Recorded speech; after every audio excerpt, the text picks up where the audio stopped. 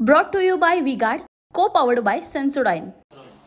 देशभरात लोकसभा निवडणुका पार पडल्यानंतर सर्व राजकीय पक्षांना वेध लागला आहे ते महाराष्ट्र विधानसभा निवडणुकीचं। सर्वच राजकीय पक्षांनी जोरदार तयारी येणाऱ्या महाराष्ट्र विधानसभा मतदानासाठी निवडणुकीसाठी सुरू केलेली आहे।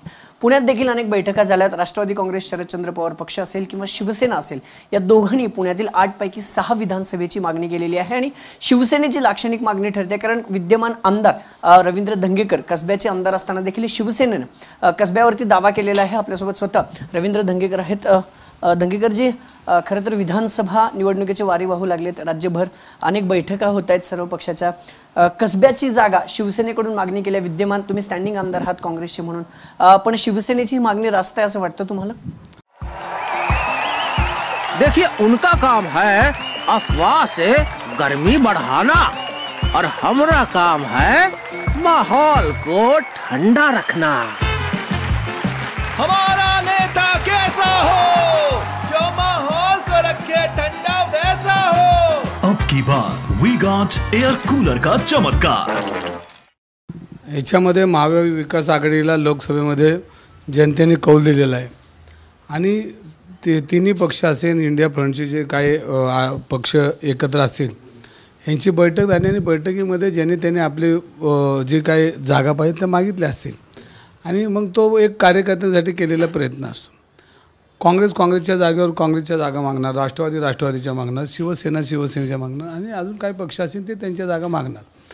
पण कुठली जागा घ्यायची कुठली द्यायची ही वरिष्ठांचा विषय असतो आणि वरिष्ठ जे सांगतील ते खाली आम्ही कार्यकर्ते आणि पदाधिकारी जे काय असतील ते मान्य असतं। आणि जर उद्या काँग्रेसनी जे काही जागा पुण्यात सोडल्या असतील तर त्यामध्ये कसबा गेली तर आमचं काही गैर नाही, शेवटी पक्षाचा निर्णय असतो तो आणि पक्षाचे वरिष्ठ निर्णय घेतात आणि जो काय असेल तो निर्णय असेल त्याच्यासाठी आम्ही जो पक्ष निर्णय देईल तो आम्ही मान्य करावा लागतो आणि तो आम्ही मान्य करणार।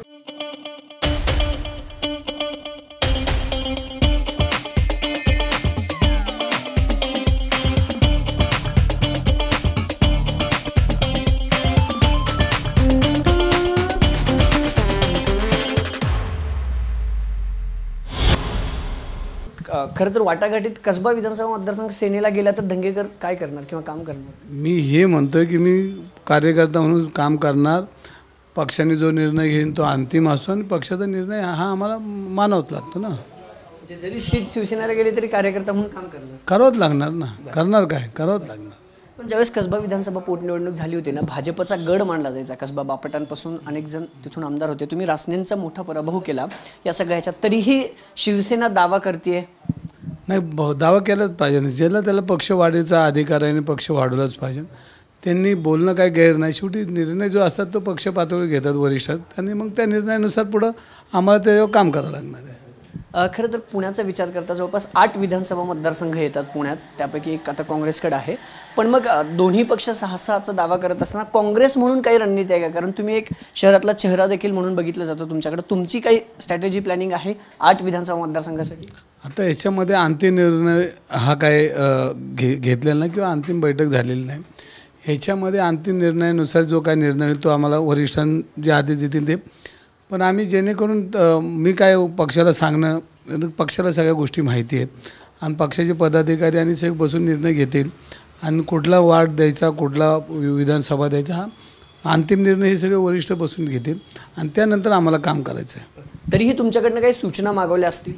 नाही, सूचना अजून मागवल्या नाही, पण ज्या दिवशी मागवल्या त्या दिवशी आम्ही द्यायला तयार आहे पक्षाला। कुठल्या विधानसभेची मागणी कराल? समजा सूचना मागवल्या तर धंगेकर कुठल्या, म्हणजे धंगेकर म्हणून नाही तर पक्ष म्हणून कुठल्या विधानसभेची मागणी? ना, आता ते सगळे एकत्र बसून आम्ही जो निर्णय घेऊन ते एकत्र सामुदायिक निर्णय असतो काँग्रेसमध्ये, तर आम्ही एकत्र बसून तो मग आमचा अहवाल आम्ही पाठवेल आणि त्याच्यामध्ये कुठल्या जागा तो अंतिम नाही अजून, पण ते बोलू आम्ही, बैठक घेऊन बोलू ते।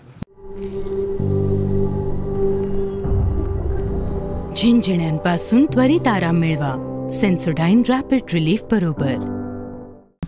लोकसभेत कुठं कमी पडलात असं वाटतं? 4 लाखाच्या आसपास गेलात, पण तरीही पराभव स्वीकारलात तुम्ही मोठ्या मनाने, पण कुठं कमी पडलात? नाही, आता शेवटी लोकशाहीमध्ये जनता ठरवते। अजून जनतेला काही गोष्टी आमच्याकडून राहून गेल्या असतील, त्या पूर्ण करायच्या असतील म्हणून राहिल्या असतील, पण भविष्यामध्ये याच्यापेक्षा जास्त आम्ही ताकदीने लढून लोकसभेची भविष्यात ही जागा आम्ही खेचल्याशिवाय राहणार नाही।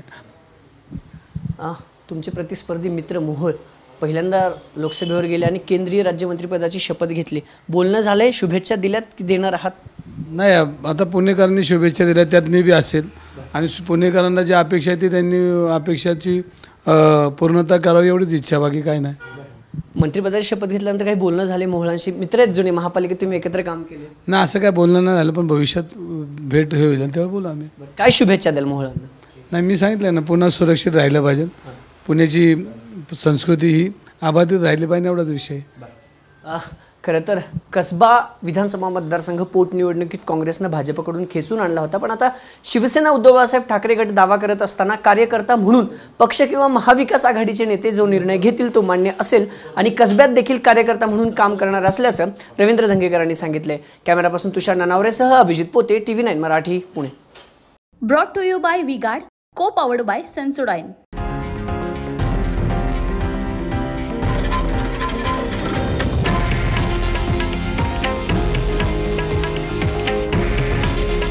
हे आहे देशातील नंबर 1 न्यूज नेटवर्क आणि आपण पाहत आहात TV9 मराठी.